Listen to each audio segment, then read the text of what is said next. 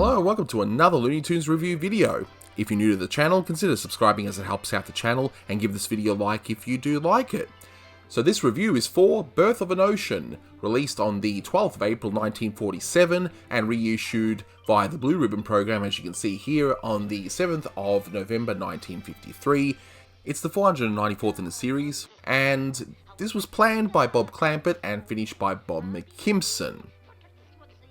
Now, I'm unable to play this cartoon back in full because of copyright reasons, but you can find this on Looney Tunes Golden Collection Volume 6 DVD set, which you can find a link to in the description below. It also contains a Mark Kousler commentary, which I also encourage you to listen if you get a chance.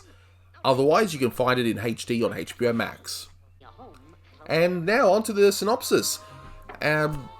As usual, Daffy has no interest in flying south for the winter, so he convinces a dog to let him stay at his home, though he knows his master's not going to like it.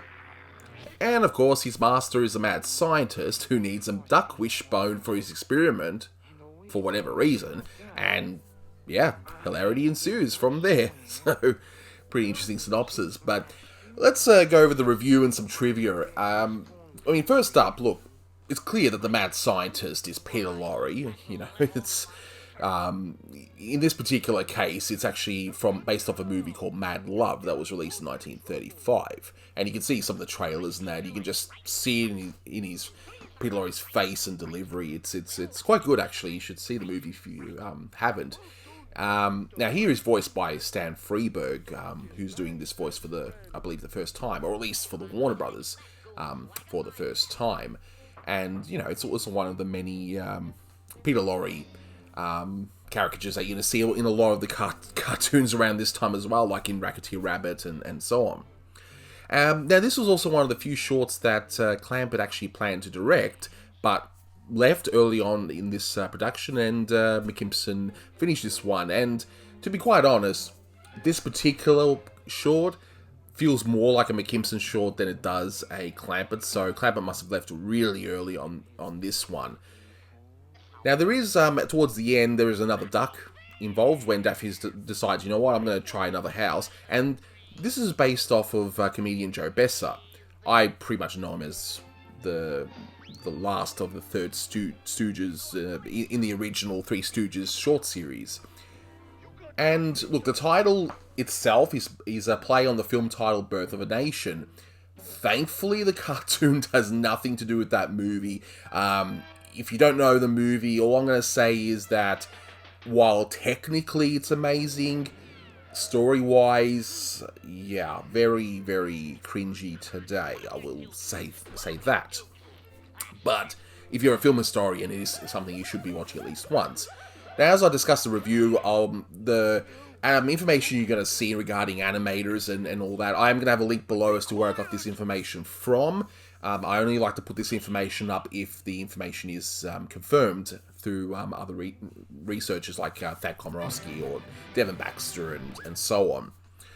So definitely check out their articles, as I'll go into it much more than me. But in terms of this short, look, as I said before, this one definitely feels more like a McKimson short, and I like the pre-1953 McKimson's the best. I especially love his Daffy. See, here, to me, it's an interesting mixture of the more wild Daffy, where he would just cause trouble, you know, just because, and the conniving Daffy that would come later on.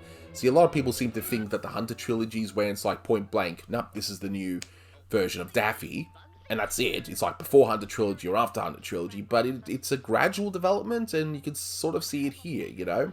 But so it wasn't like a light switch change. It was definitely gradual, as a lot of changes that were at the studio over the years, as I've since learned. And you know, I like there's bits and pieces here that I thought was pretty interesting. You know, like in the beginning, you see Daffy is a different color, which of course I would imagine it's just due to the time of day it is, but see, on the one hand, it doesn't work, but on the other hand, I admire it because there's an extra bit of detail that they focused. Like, they didn't have to do it. They could have just kept him, you know, in his usual black colour. And, you know, I'd also like the barnyard dog, you know, and McKimson at this point always used the same design for dogs, and I like it. It's one of those designs that I just enjoy. And I love the touch on the dog, who's named Leopold, by the way. I love how this dog references the fact he's not part of the picture at one point. Like, at one point, the focus just goes on Daffy and this scientist, but Leopold ends up, there's like a little cutaway joke saying, I'm Leopold, remember?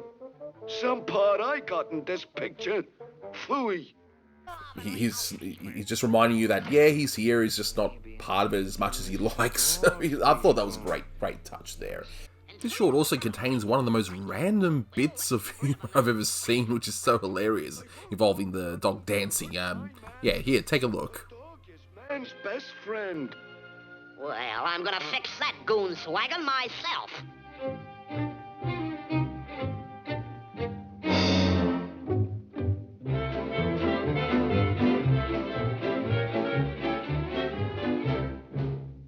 I didn't know Leopold could dance. I mean, what is that, right? It's so good. So random and yet so good. And this is definitely one of the funniest shorts. I really enjoyed this one, and you know what? This gets a solid 8 out of 10 for me. And as I said, you can watch it on the Golden Collection Volume 6 set, and you can also watch it on HBO Max in HD, and I tell you, it's fantastic. So that'll do it for this mini review. Thank you so much for watching. Feedback on these reviews, any questions, or any other facts I've missed, please put that in the comments below, and until next time, take care.